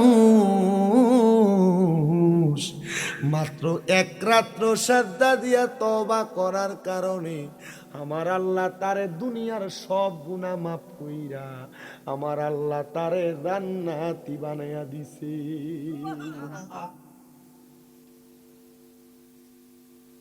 কয় রাত্র ইবাদত। আজকে বড় লক্ষ্মীপুরের মানুষ সব কাম ফালাই দিয়া ফ্যান্ডেল পুরে বসে রয়েছে। কেন? আল্লাহ নিয়ে একটা রাত্রির উচ্ছিলায় আপনারা মাফ করে দেয়। আপনারা বলেন, আমরা তো ব্যবসা খারাপ মহিলার মতো না, আমরা তো তার চাইতে ভালো। আমরা তো নামাজ পড়ি, আমরা তো রোজা রাখি। হুজুর, নামাজ পড়ি না। আরে কি নামাজ পড়েন না? 5 ওয়াক্ত পড়েন না? জুমার নামাজের মুসল্লি না? হুজুর, আমরা তো জুমাও পড়ি না। তো জুমা পড়েন না, ঈদের নামাজের মুসল্লি না? হুজুর, ঈদের নামাজও পড়ি না। তো ঈদের নামাজ পড়েন না, জানাজার নামাজের মুসল্লি না?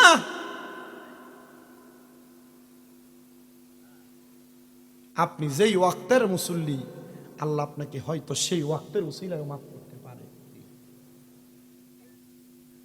কথা বলেন না? হ্যাঁ বলেন, আল্লাহ পারে কি পারে না? আল্লাহর সেই ক্ষমতা আছে না নাই? এটা শুধু বেশ্যা মহিলার কথা বলি, বাজে মহিলার কথা বললাম। আসেন আর একটা ছোট্ট কথা শোনাই, ওয়াকিয়া শোনাই। আমার সময় কম, আমি অল্প সময় নিয়ে আজকে আপনাদের কাছে আসছি। আমার যখন মাহফিল কমিটির পক্ষ থেকে আমার গোলাম হোসেন ভাই, নেতা মানুষ, আমার যখন কইছে, আমি কইছি ভাই 14 তারিখ এশারের পরে একটু সময় দেওয়া যাইব।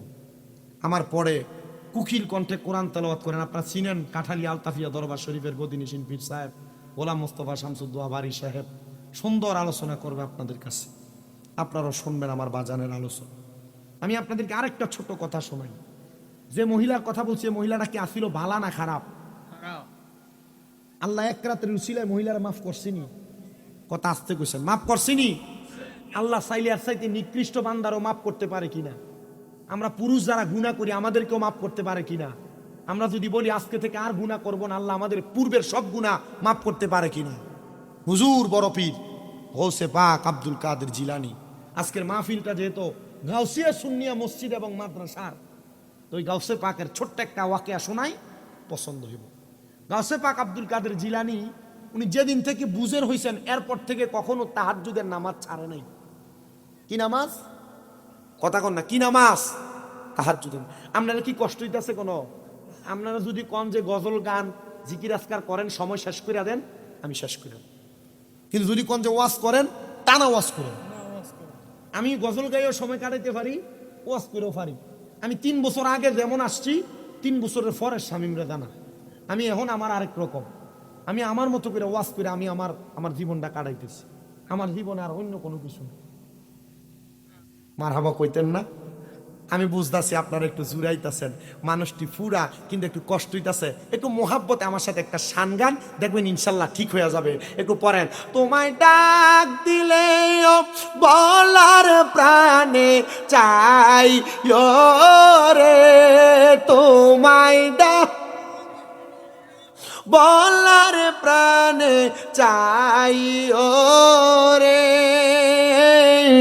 ও প্রাণের মুর্শিদ রে, তুমি ধীরে ধীরে ফিরে ফিরে চাইও রে, তুমি ধীরে ধীরে ফিরে ফিরে চাইও রে চাঁদের রাইতে আইসো গো মুর্শিদ চাঁদের বাহার তোমার গলায় দিব আমরা প্রেম একটা হার তোমার তাতে আত্মামি সাইয়া রাই করে ও প্রাণের মুর্শিদিরে তুমি ধীরে ধীরে ফিরে চাইও রে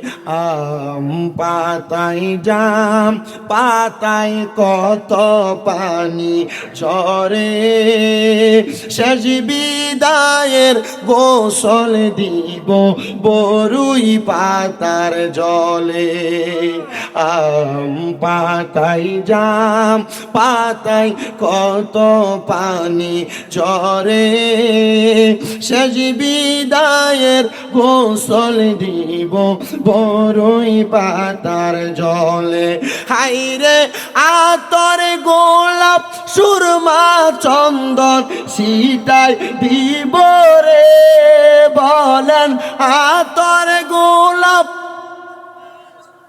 সিটাই দিব রে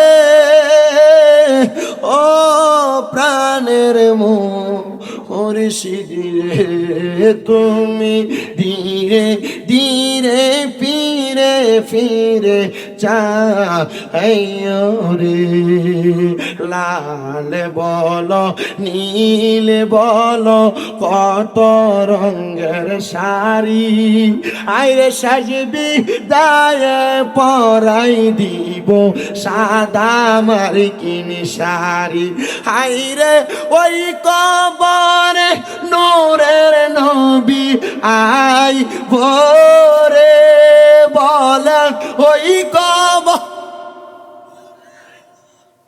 আই ভোরে ও প্রাণের মুর্শিদিরে তুমি ধীরে ধীরে ফিরে ফিরে চাইও রে তুমি ধীরে চাইও রে একটা জবান বন্ধ রাখবেন না চিৎকার মেরে বলেন ইয়া বলি আল্লাহ এ মুসলমান হুজুর বড় পীর আব্দুল কাদের জিলানী যেই দিন থেকে বুঝের হয়েছেন ওই দিন থেকে কোনোদিন তাহাজ্জুদ নামাজ কাজা করেন নাই আমার গৌসে পাক আব্দুল কাদের জিলানী বলেন আমি দেখলাম একদিন আমি তাহাজ্জুদের ওযু করতে বের হইছি আমি যখন তাহাজ্জুদের ওযু করতে বাইরে হই আমি দেখলাম আমার ওযু করে ঘরে ঢোকার সময় কে যেন আমার ঘরের মধ্যে প্রবেশ করতেছে রাত্র তাহাজ্জুদের সময় অজানা কোনো লোক যদি ঘরে ঢুকে আপনারা কোন তো এটা কি বালা মানুষ না চোর এই কথা কয় না তাহাজ্জুদ নামাজের সময় যদি খালি ঘরের ভিতরে অজানা কোনো মানুষ ঢুকে এটা কি বালা মানুষ না চোর গাউসে পাক বলেন আমি তারা জিজ্ঞাসা করলাম কে আপনি আপনার পরিচয় কি তিনি আমারে পরিচয় দেয় হুজুর আমি আসছিলাম আব্দুল কাদের জিলানির বাড়িতে আব্দুল কাদের জিলানি যে চিনে না এটাই যে আব্দুল কাদের জিলানি ওনার পরিচয় জানে না শুধু জানে এটা বড় পীরের বাড়ি বড় পীর বিদায় হয়তো বড় পীরের বাড়িতে বড় কোনো মাল থাকবে চুরি করবে বড় পীরের বাড়িতে আসছি বড় পীরের হাতে মুড়ি ধোয়ার জন্য হুজুর গৌসে পাক কয় বাবা আমি তো আব্দুল কাদের জিলানি কই খাইলাম ধরা আমি তো আব্দুল কাদের জিলানি হুজুর আপনি আব্দুল কাদের জিলানি কেন আসছো হুজুর আপনার কাছে মুরিদ হওয়ার জন্য তো আসো ঘরে আসো না আমি তোমারে মুরিদ করাইয়া দেই গাউসে পাকের কথা শুনে আসে ডাক দিয়া কই হুজুর আজকে দেখে গেলাম, আরেক দিন আইসা বায়াত গ্রহণ করব। হুজুর কয় এ বাবা, কখন কে মারা যায় এটার কোনো গ্যারান্টি নাই। মুরিদ হইয়া যাও, এই মুরিদ হইয়া গেলে তোমার জীবনটা বড় দামি জীবন হইব। আমি জানি না এ বড় লক্ষ্মীপুর এলাকায় কোনো মানুষ মুরিদ হওয়া ছাড়া আসেননি। আপনার কাছে যেই পীরকে পছন্দ হয়, যে পীরে ভালো লাগে, যে পীরটার দিকে তাকাইলে আল্লাহর কথা মনে হয়, ওই পীরের হাতটা ধরে আপনি মুরিদ হইয়া যাইবেন। মনে রাখবেন, মুরিদ হওয়ার আগের জীবন আর মুরিদ হওয়ার পরের জীবন দুইটা দুই রকম। একটা মানুষ যখন মুরিদ হইয়া যায়, তার জীবনটা বড় দামি জীবন হইয়া যায়। কি জীবন হয়? দামি জীবন। হুজুর বলে বাবা, কোথায় যাইবা, কখন মুরিদ হইবা, বাঁচবা কিনা গ্যারান্টি নাই, মুরিদ হইয়া যাও। আজকে মুরিদ না হইলে মনে হয় ছাড়বে না। বাবা মুরিদ যে হইবা, আসো আমার ঘরে আসো। অজু আসেনি হুজুর, আমার অজু নাই। গায়ের কাপড় গুলা পবিত্র নি হুজুর, গায়ের কাপড় অপবিত্র। চিন্তা করছে অপবিত্র কাপড় কইয়ানি কোন রকম বাগন যায়। হুজুর ডাক দিয়ে কয়, বাবা আমি তোরে আমার একটা আসকান দিলাম, পাঞ্জাবি দিলাম, তোর পাঞ্জাবিটা খুইলা আমার একটা পাঞ্জাবি লাগা। তোর মাথার মধ্যে কোনো টুপি নাই, আমার টুপিটা তোর মাথায় লাগা। গাউসে পাকে কথা বইলা তারা বললেন, বাবা অজুটা বানাও। সে অজু বানাইয়া মাথার মধ্যে গাউসে পাকের টুপি লাগাইয়া, গায়ের মধ্যে গাউসে পাকের আসকান লম্বা পাঞ্জাবি লাগাইয়া গাউসে পাকের সামনে বসছে। আসছিল চুরি করতে, এখন মুরিদ হওয়া লাগতেছে। হাতটা বাড়াও, এ আমার মুরিদ, তুমি তোমার ডান হাতটা বাড়াও। ডান হাতের তালুটা বাড়াইছে, গাউসে পাকের ডান হাতের তালুটা তার তালুর সাথে লাগাইয়া কয়, বাবা তুমি পড়ো, কোনোদিন মিশা কথা বলবো না। সে বলে, হুজুর কোনোদিন মিশা কথা বলবো না। বাবা তুমি পড়ো, কোনোদিন নামাজ ছাড়বো না। কি ছাড়বো না? এই দুইটা বিষয়। সে বলে, হুজুর কোনোদিন নামাজ ছাড়বো না। খুশি হয়েছে। গাউসে পাক আব্দুল কাদের জিলানী তার বিষয় মুরিদ করাইছে কয়টা? আপনারা তারা এখানে আলেম সারা সাধারণ একটা পাবলিক কি কইতে পারবেন বায়াত আর মুরিদ শব্দের অর্থ কি? কেউ নাই কইন না। বিলীন হওয়া, এটা ফ্রেম। বায়াত শব্দের অর্থ হলো ওয়াদাবদ্ধ হওয়া। কি হওয়া? প্রতিশ্রুতিবদ্ধ হওয়া। মুরিদ হওয়া মানে ওয়াদাবদ্ধ হওয়া, প্রতিশ্রুতিবদ্ধ হওয়া, আবদ্ধ হওয়া, মিশে যাওয়া। তো গাউসে পাক ওনার এই মুরিদ ছোট্টারে উনি ওয়াদা করাইছে কয় বিষয়ে? মুরিদ করাইছে কয় বিষয়ে? আমরার ফিসাবরা মুরিদ করায় বিভিন্ন বিষয়ে, মানে আমরা মানি না। কথা কয় না বেটা।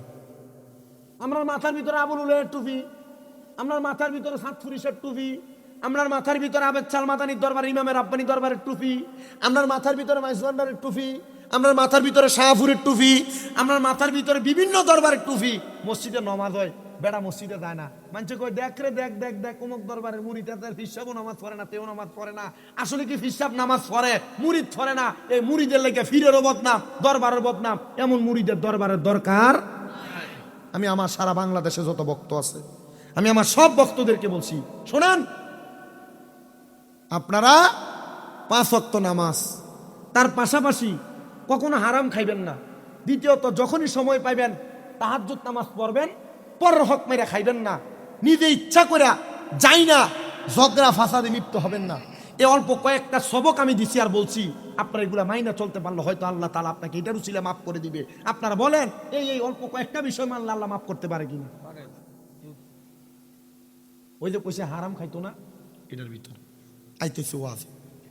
সময় অনেক হয়ে গেছে, কিন্তু আমি একটু শেষ করতে। আপনাকে আমার শেষ পর্যন্ত আসেননি, আওয়াজ কম হইতাছে। কেডা কেডা আসেন একটু ডাইন হাতটা সোজা করে তুললে একটু দেখাইন।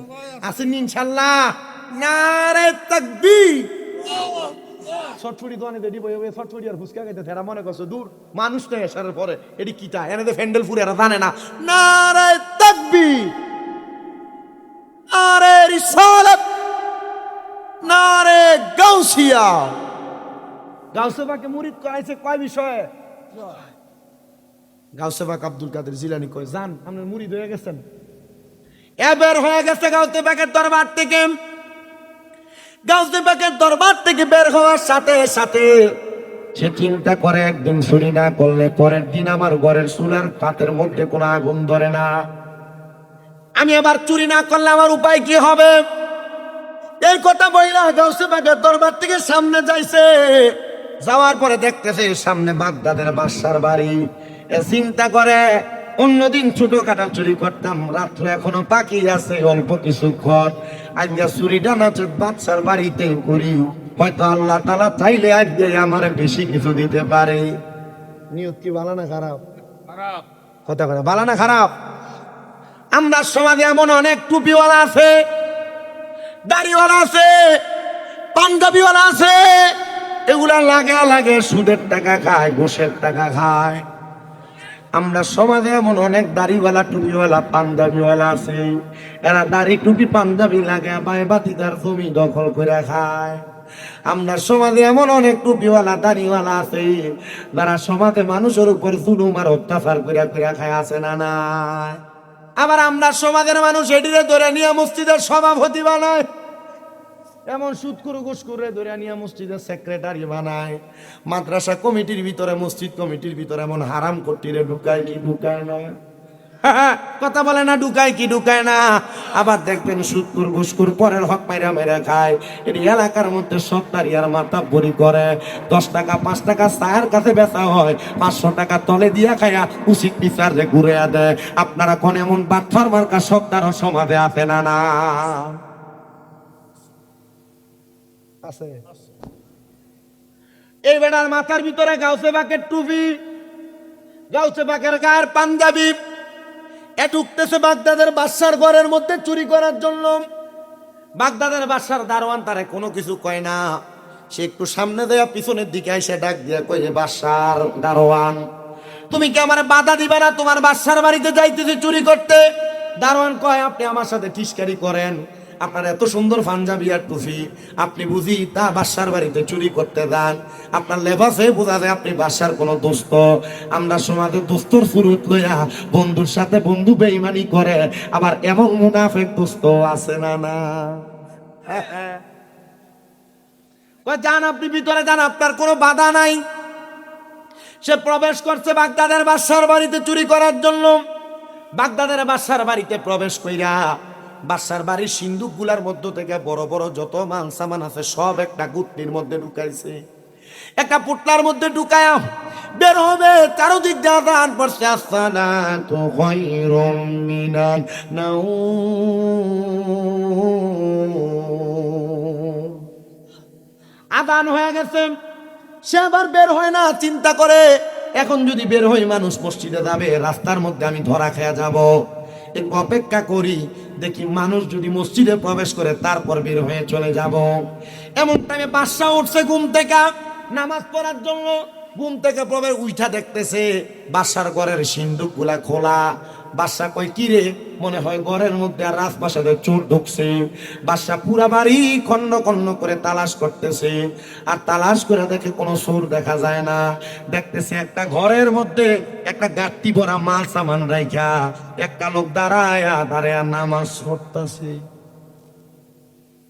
সরে চিন্তা করছে, যেহেতু এই সময়টা পাইছি, গাউসে পাকের কাছে ওয়াদা করেছি, বরফির মানুষ, ওনার কথা মতো নামাজটা ফুরালাই, আল্লাহ নি নামাজটা রুচিলে আমরারে বাঁচায়।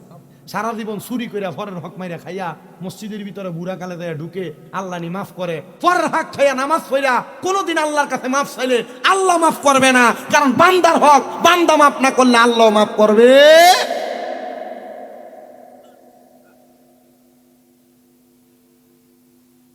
ঠিক আছে বলে, আমার খেতে লাইল কেটে লেছিল আরেক বেটা, আজকে ঠিক আছে ফর্সে জায়গা কথা বলেন না।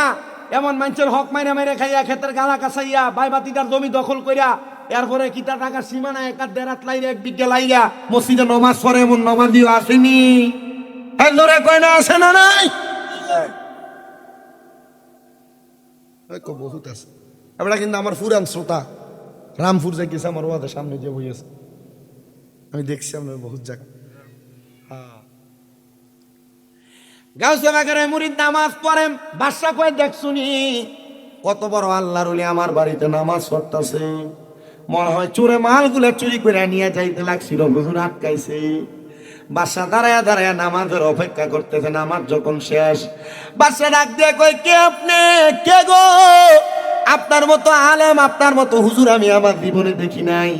হুজুর কে আপনি? আমার মালগুলা চোরের হাত থেকে বাঁচাইছে।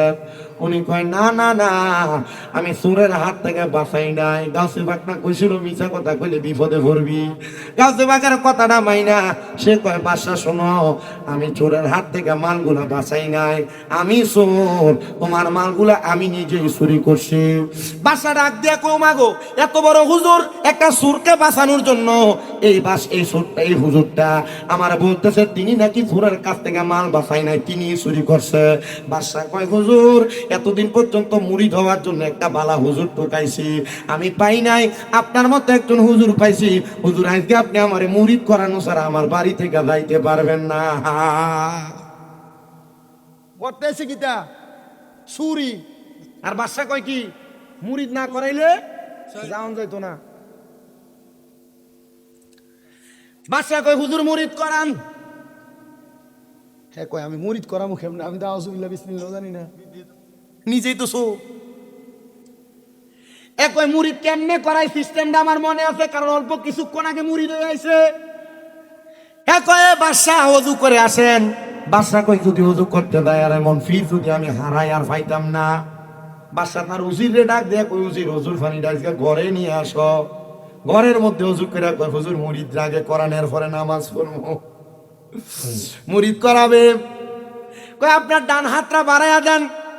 বাদশা ডান হাত বাড়াইয়া দিছে, আর ওই চোর ব্যক্তিটা তার ডান হাতটা বাদশার হাতের উপরে রাখতে কয় বাদশা বলেন কোনদিন মিছা কথা কইতেন না।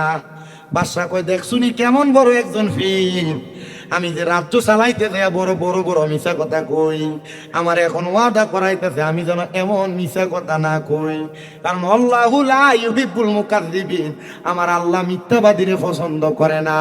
আমার বিশ্বাস আমার আদেশ করতেছে আমি যেন মিছা কথা না কই। ডাক দিয়া কয় হুজুর আমনে তো বড় ফির, আর কি আছে আপনার মতো ফির? বাদশা কয় কোনদিন মিথ্যা কইতাম না। এবার ডাক দিয়ে কয় বাদশা আপনি আরেকটা বিষয় মুরিদ হন। বাদশা আপনি বলেন কোনদিন নামাজ ছাড়বেন না। বাদশা কয় দেখছুনি রাজ্য পরিচালনা করতে দেয়া কত ওয়াক্ত নামাজ আমার সুইটটা যায়, আমার নামাজের ব্যাপারে মুরিদ করায়। হুজুর আপনি বড় পীর, আপনার মতো পীর আর হইতে পারে না। দুই বিষয় মুরিদ করাইছে। মুরিদ করানোর পর বাদশা কয় হুজুর আপনারে আমি পাইছি, আমার কপাল বড় ভাগ্য। হুজুর যে গাড়টির ভিতরে আমার মালগুলা আছে, মণিমুক্তা জহরত গুলা আছে, চোরে যদি চুরি করে নিয়ে যাইতো এগুলা তো আমি বাদশা পাইতাম না। হুজুর যেহেতু আপনি এগুলা আপনি আমারে উদ্ধার করে দিছেন, হুজুর আজকে মুরিদ করানোর হাদিয়া হিসাবে আমি সবগুলা মণিমুক্তা জহরত আমি আপনার হাদিয়া দিয়ে দিছি। আচ্ছা আচ্ছা, হাদিয়া দেওয়ানোর আগ পর্যন্ত এদিকে হাদিয়া ছিল না চুরির মাল? কথা কয় না, হাদিয়া দেওয়ানোর আগ পর্যন্ত এগুলাকে হাদিয়া ছিল না চুরির মাল? জন কইছে এটি হাদিয়া, তখন এদিকে হাদিয়া না চুরির মাল? তখন এটি হাদিয়া। মার খাবা কয় না, আইলাম চুরি করতে, করান লাগলো মুড়ি, চুরির মাল না নিয়ে নিতেছি হাদিয়া। মালগুলা নিয়ে সাথে সাথে চলে গেছে। চিন্তা করছে আমার বউ আমার আজকে আওনের সময় কইছে তুমি যদি আর চোরের মাল নিয়ে আমার বাড়িতে আসো তাহলে তুমি আমার স্বামী না। আপনার যদি আপনি কোন স্ত্রীর যদি আপনার কয়, বা আপনি যদি আপনার বউরে কন তুমি যদি আজকে আমার লেগে গরুর গোস্ত না রান্ধো তাহলে আজকে থেকে তুমি তালাক, বা তুমি আমার বউ না, বউ কিন্তু তালাক হয়ে দেবো, জানেন এটা কথা কি বুঝতেছেন আপনারা? মানে আপনি যদি বউরে কন আজকে যদি গরুর গোস্ত না রান্ধ তুই তালাক, বউ তালাক, যদি না রান্ধে ঠিকই তালাক। যদি আজকে আপনার বউরে কন এই তুই যদি আজকে বাপের বাড়ি যাস তুই তালাক, তালাক। জানেন তো এগুলা সাবধান, বউর সাথে তালাকের ব্যাপারে মশকরা করা যাবে না। ইসলামের সবচেয়ে কঠিন তালাক, সবচেয়ে জায়েজ নিকৃষ্ট কাজ হলো তালাক। আল্লাহ নবী বলে ইসলামে তালাক জায়েজ, তবে নিকৃষ্ট জায়েজ কাজ ইসলামে কি? তালাক। কথা কন না, জায়েজ নিকৃষ্ট কাজ কি? তালাক। এজন্য তালাক নিয়ে কোনো সময় দুষ্টামি করবেন না। আমাদের কুমিল্লা আলিয়া মাদ্রাসা ডক্টর সাইদুর রহমান হুজুর আপনাদের দোয়ার বরকতে হজের মাসালা, নামাজের মাসালা এবং বিবাহের তালাকের মাসালা, এই তিনটা সাবজেক্টের উপরে শরহে বেকায়া আমার এই উস্তাদ আমার বেশি ভালো পড়াইছে। কুমিল্লা আলিয়া মাদ্রাসায় অনেক ভালো পড়াইছে আমার এই উস্তাদ। দোয়া করি আল্লাহ তাআলা ওনাকে জান্নাত আল্লাহ তাআলা ওনাকে হায়াতে বরকত দান করুক, আমিন পড়েন। তো আমি যেই কথা বলতেছিলাম, ওই চোরের স্ত্রী বলছিল, তুমি যদি কোনো চুরির মাল আমার কাছে নিয়ে আসো, তুমি আমার স্বামী না। তবে সাবধান, মহিলাদের ব্যাপারে এই কথাটা বড় সতর্কতামূলক, কারণ বেরিয়ে তালাক দিলে তালাক হয় না। বেরিয়ে তালাক দিলে ইসলামী শরীয়তে তালাক হয় না, কিন্তু বাংলাদেশের এই প্রজাতন্ত্রী আইনে মহিলারা তালাক দেওয়ার একটা সিস্টেম আর আইন আছে, কিন্তু ইসলামী শরীয়তে বেডি তালাক দিলে তালাক হবে না যতক্ষণ না বেড়া তালাক না দেয়। এজন্য আগে বেড়া মানুষ তালাক দিতে হবে। কে তালাক দিতে হইব? বেটা মানুষ তালাক দিতে হবে। আপনার কি কষ্ট হইতেছে কোনো? একটু শেষ করি, একটু মনোযোগ দিয়ে শুনুন। উনি চিন্তা করলেন, এই মাল যদি আমার স্ত্রীর কাছে নিয়ে যায়, স্ত্রী বুঝে ফেলবে এগুলা চুরির মাল। উনি ওই মালগুলা নিয়ে গাউসে পাকের দরবারে যায় হাত বাড়াইছে, হুজুর নিয়ে নেই মালগুলা। গাউসে পাক কয়, মাল আমারে দিও, পরে আগে কও মুরিদ কেমন করাইলা। হুজুর আপনি কি আমার সাথে গেছেন নাকি? আমি যে মুরিদ করাইছি আপনি জানেন কেমনে? মনে রাখবা ও বড় লক্ষ্মীপুরের বাবারা, তোমরা যারা যারা হক্কানি রাব্বানি পীরের হাতে হাত থেকে বায়াত গ্রহণ করো, প্রত্যেক মুরিদের খবর প্রত্যেক আউলিয়া কারাম, প্রত্যেক পীর মাশায়েখ রাখেন, জানেন, বুঝেন। এজন্য তোমরা কখনো তোমাদের পীরের সামনে বরত্ব দেখায়ও না, পীরের সামনে যায় নিজেকে জাহির করো না, নিজে এইটার ওইটা বইল না। পীরের কাছে যায় সব সময় নিজেকে ছোট বানায় রাখবা। হুজুর বলে, যা যা যা, এ মাল সামান গুলা নিয়ে যাও। মাল সামান গুলা নিয়ে যখন বাড়িতে যাবে, স্ত্রীর ভয় পায়া সামনের দিকে বাড়ে, কিন্তু ওনাকে রাস্তার মধ্যে একদল মানুষ ধরে পিটে হত্যা করেছে। মানুষ জানে সে চুরি করে, মালগুলা ধইরা ডাক দিয়া বলতেছে, হে এলাকার মানুষ শোনো, সে চুরি করে মালগুলা আনছে, সে এত মাল কখনো ক্রয় করে আনবে না। সাথে সাথে তারে পিটিয়া মারছে, কেউ তার জানাজা পড়ে নাই। হুজুর একা একা তারা জানাজা পইরা তারা দাফন করে ফেলছে। আর ওই এলাকার মানুষ ওই দিন রাত্রে সেম ভাবে স্বপ্ন দেখছে, কিরে এলাকার মানুষ, তোরা তোর এলাকার একজন হক্কানি আল্লাহর বান্দারে পিটিয়া মারলি চোর বইলা, তোরা তার জানাজা পরশ নাই, তারা দাফন করে দিছ। কারণ কি? তারা হুজুর গাউসে পাকের কাছে আসছে। আব্দুল কাদের জিলানী, আপনি বলেন না আমরা তো একটা চোররে পিটিয়া মারছি, সে কেমনে হক্কানি মানুষ হয়? বলে, সে গত রাত্র বেলা আমি আব্দুল কাদের জিলানীর কাছে বায়াত গ্রহণ করার সময় তওবা করেছে, আর আমার আল্লাহ তার তওবা কবুল করে তারা মাফ করে জান্নাতি বানাইয়া দিছে। বাবা, গৌসে পাক আব্দুল কাদের জিলানী এই মুরিদ যদি চুরি করার পরে যখন মুরিদ হয়েছে আর অন্তরে যখন ভয় রাখছে, এই ব্যক্তির যদি আল্লাহ মাফ করতে পারে, আমরা আল্লাহর বান্দারা মাফ করতে পারে না? আমি আমার ওয়াজের মাইক ছাড়ার আগে আপনাদেরকে আরেকটা হাদিসে মুবারাকা শোনাই, যেটা হযরতে সাদ ইবনে উবায়দা রাদিয়াল্লাহু তাআলা আনহু থেকে হাদিস বর্ণিত। তিনি বলেন, আমার মা মারা গেছে, আমি আমার মার জানাজা পাই নাই। কি পাই নাই? আচ্ছা, একটা ফুত যদি মার জানাজা না পায়, এই ফুতের অবস্থা কি অন্তর্গতভাবে ভালো থাকে? কষ্ট থাকে না? হযরতে সাদ ইবনে উবাদা বলেন, আমি আমার নবীজির কাছে যা বললাম, ইয়া রাসূলুল্লাহ, আমি আমার মার জানাজা পাই নাই। নবী গো, আপনি বলেন না আমি যে আমার মার জানাজার নামাজ পাই নাই, আমি আমার মার জন্য কোনো কিছু করতে পারবো কিনা? আমার নবী বলে, সাদ ইবনে উবাদা, তুমি তোমার মায়ের পক্ষ থেকে আল্লাহর রাস্তার মধ্যে সদাকা করো।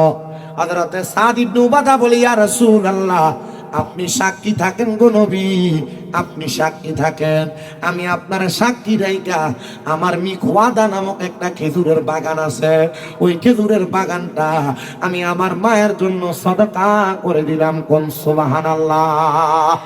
আমি আমার মাইক ছাড়ার আগে আজকের এই জান্নাতের বাগান বড় লক্ষ্মীপুরের মাহফিলে যারা বসেছেন, আমার পরে গোলাম মুস্তাফা শামসুদ্দোহা বাড়ি হুজুর চলে আসবে, হুজুরকে নিয়ে আসেন।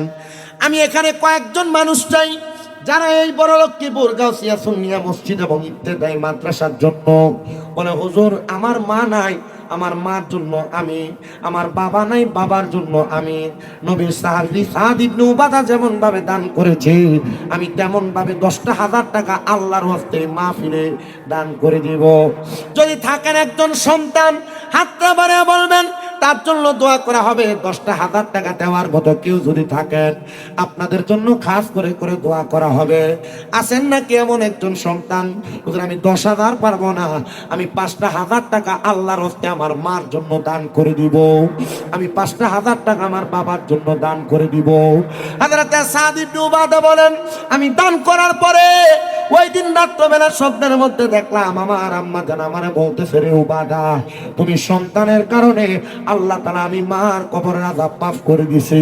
একটাই মাত্র কারণ রে, তুমি যে তোমার মায়ের জন্য দান করছো, সদকা করছো, আল্লাহ তাআলা তোমার দানের উসিলায় আমি মারে মাফ করে দিছি। এ বড় লক্ষ্মীপুরের আমার বাবারা, বড় লক্ষ্মীপুরের মুরব্বীরা, বড় লক্ষ্মীপুরের মা হারা বাবা হারা এতিম সন্তানেরা আছেন নাকি একজন শুধু বলবেন 5,000 টাকা দেওয়ার মতো? হুজুর আমার মা নাই, হুজুর আমার বাবা নাই, আমি আমার মা বাপরে মোহাব্বত করে 5,000 টাকা আল্লাহর হস্তে আমি দান করব। এক নাম্বার, কেউ যদি থাকেন পারলে এখন দিবেন, না পারলে 5 মাস পরে দিবেন, না পারলে আগামী বছর দিবেন 5,000 টাকা।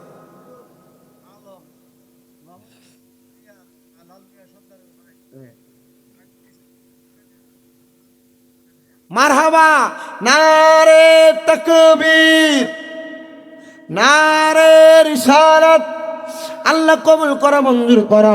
জনাব মোহাম্মদ লাল মিয়া সর্দার সাহেবের ভাই মোহাম্মদ আলম ভাই, উনি আজকে দিয়েছে মাহফিলের জন্য 10,000 টাকা, আরো দান করবে 5,000 টাকা। আল্লাহ কবুল করা, মঞ্জুর করো। আলম ভাইয়ের মনের আশা পূরণ করো, বংশের কবর আযাব মাফ করো, হায়াতের রিজিকে বরকত দান করো। আল্লাহ তোমার বান্দা আলম মিয়া যে আশা করে নবীর মাহফিলে করে 15,000 টাকা জমা, আল্লাহ তুমি কইলো আলম মিয়ার বংশের কবর আযাব ক্ষমা। আল্লাহ আলম মিয়ার কামায়ের রুইতে বরকত দিও, হায়াতে বরকত দিও, রিজিকে বরকত দিও। কে দিবে 5,000 টাকা? 2 নম্বরে, হুজুর আমার মা নাই, আমার মার জন্য